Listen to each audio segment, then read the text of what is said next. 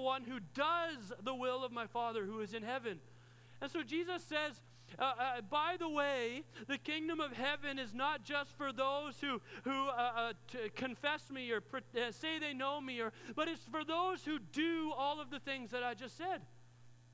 Well, how are we supposed to do that? He goes on and says, well, in Matthew 7:24 to 29, therefore everyone who hears these words of mine, that means all of the people in that mountain, and puts them into practice is like a wise man who built his house on the rock. The rain came down, the streams rose, the winds blew and beat against the house, yet it did not fall because it had its foundation on the rock. But everyone who hears these words of mine and does not put them into practice is like a foolish man who built his house on the sand. The rain came down, the streams rose, the winds blew and beat against that house, and it fell with a great crash. See, Jesus says, listen, if you have been angry, if you've worried, if you've judged anyone, if you've done any of your religious stuff for the public eye rather than privately, if you've taken revenge when someone has done something to you, if you've done any of those things, sorry, your house is built on sand and it's going to crumble.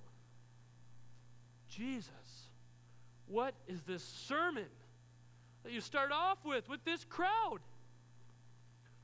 Is this helpful, Jesus? Like, what are we supposed to do with this? And then I love where it ends, because it says in verse 28, when Jesus had finished saying these things, the crowds were amazed at his teaching, because he taught as one who had authority and not as their teachers of the law. Well, then what do we do? Because now they look and say, this guy has authority. Before, maybe we could just say, oh, he doesn't know what he's talking about. Let's just carry on with the law. Let's try to be like the Pharisees. Let's try to be righteous as best we can. Let's try to live all those ways out. Let's try to do all of those things. As long as we do all of those things, we should be okay, and we should get through, and we should make it. Let's just go back. But then at the end it says, wow, we recognize he's got authority. We recognize he's the voice in this situation. We recognize that what he is saying is true. And then he's calling us to a righteousness that we cannot get to. And that righteousness is the only way to the kingdom of heaven. And so now we know what we have to do, and we know we're completely incompetent to do it, which means our house is going to crumble, we're going to fall, and we won't know the kingdom of heaven. What are we to do? I think there's probably a name for what they felt in that moment. I think there's probably a title of what that kind of depravity, what that kind of concern felt like. I would say it's probably something like poor in spirit. I would think it's probably at that point that every single person in the room, if they've listened to a word that Jesus says, all of a sudden realize that I'm the poor in spirit one. Worship team, you can come on up. See, there were people in the room ahead of time thinking, well, if anyone's righteous in this room, it's me. Well, at least I'm better than such and such. Well, at least I've done more than such and such. And maybe in this room on a Sunday morning, you look around the room and think, I bet I'm a little closer to God than that person because of how I dressed today, or how I look today, or because of how often I've been showing up here, or because I signed up for a small group, or because I serve on team, or because I give generously, or because I take care of the kitchen, or because I help out in all of these areas, or because I share my faith on the street, or with friends, or in my workplace. I bet I'm a little closer to God in all of those circumstances. And Jesus, when he showed up, the very first sermon he did said, if you don't understand that you are poor in spirit, in other words, your righteousness is not enough. In other words, unless you've never been angry, worried, unless you've never taken revenge on anyone, unless you've never done your religious acts for other people to see, or judged anyone, or lusted with your thoughts, unless you've never done any of those things, your righteousness is not enough. And righteousness is the only way you get to the kingdom of heaven. And as soon as you hit that reality, you become poor in spirit. Because you realize you can't do this.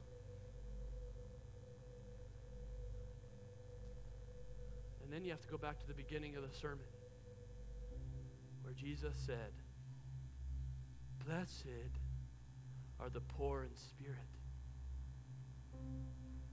for theirs is the kingdom of heaven. Yeah, but is it for the righteous? No, no one's righteous enough. Yeah, but do I get a little bit more kingdom of heaven than the other person? No. Not even close. Yeah, but I wear the right clothes.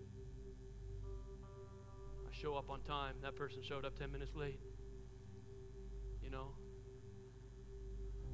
I do all the right steps. I read my Bible. I do all this stuff. Jesus shows up in the very first sermon he does, equalizes every person, anyone who wants to be part of his kingdom, anyone who wants to know the kingdom of heaven in their life, any person who wants to experience it needs to understand it through the blessing of being poor in spirit.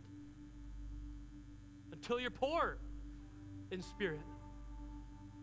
Until you realize your own depravity, until you realize you can't accomplish this for yourself, you cannot know the kingdom of heaven Jesus speaks about. He says there's one way. It's through me. Through him. See, Jesus says since you can't live that way, you're going to need the Holy Spirit.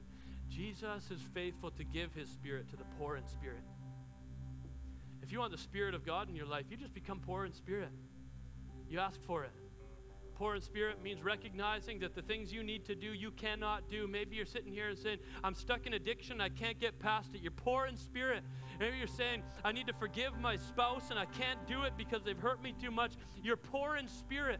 Maybe today you say, I just can't get over my anger issue. I can't get past it. You're poor in spirit in that moment. Maybe you say, I wish I could read my Bible and I just want to get into it and I can't get past the block that I've got. I'm so bored when I get into it. You're poor in spirit. Maybe you say, I want to be righteous enough and pray for those people, but I just don't seem to be getting there. You're poor in spirit. Maybe you got someone in your workplace that you feel prompted from the Holy Spirit that you're supposed to talk to them about Jesus, and you won't do it, and you're afraid and you're worried what they're going to think of you. You're poor in spirit. The good news from Jesus is that the blessing of God, of the kingdom of heaven, comes to the poor in spirit. Not to anyone else. Well, the poor in spirit and the good. No, Jesus said the good are not good enough. In his very first sermon. Just so you know the good are not good enough, you need my Spirit. That's what Jesus is saying. Jesus is faithful to pour his Spirit on the poor in spirit. And so I would ask you, are you poor in spirit? Can you recognize in your life the things that you wish you could do that you just are not doing? Can you recognize the things in life that would lead to you being righteous that you're unable to accomplish? I'm trying not to judge that person, but I can't really help it. I'm trying not to stare at all the things that they're doing wrong and trying to address my own stuff, but they're just doing so much wrong. I'm trying not to be angry, but I didn't really act on my anger, but I still am angry and I can feel it, and I've grown, but I'm still angry. I just can't get past it. You know, I'm trying to turn the other cheek. I'm trying to be okay with the way that person is treating me and just knowing that I can handle it, but I just don't know if I can do it or not. No, you can't. Because righteousness is not for you to achieve, it's for you to receive. Jesus says, if you want the kingdom of heaven, if you want the kingdom of heaven, you get it because you're poor in spirit. Are you poor in spirit today?